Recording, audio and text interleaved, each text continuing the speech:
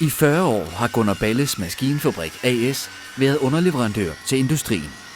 Maskinfabrikken blev grundlagt i 1967 af smedemester Gunnar Balle i Rødkjærsbro. Sønnen Ulrik kom hjem i 1983 og blev medejer. Et løbende generationsskifte var sat i gang og blev fuldført i år 2000. Virksomheden er vokset i flere omgange siden begyndelsen i 1967 og består i dag af 28 ansatte, fordelt på 4 forskellige afdelinger i Rødkjærsbro, nemlig maskinværksted, pladeværksted, smedeværksted og metalværksted.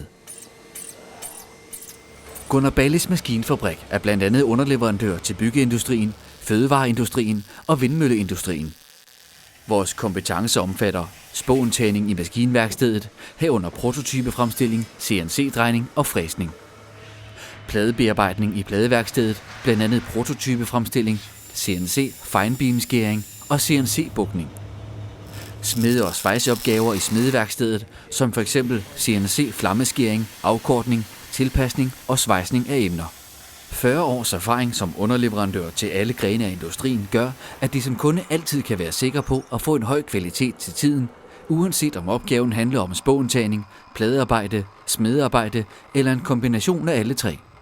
Selvom vi er tro mod traditionerne, har vi nu kigget fremad i mere end 40 år, så vi som en moderne virksomhed udstyret med en moderne maskinpark altid kan leve op til vores motto.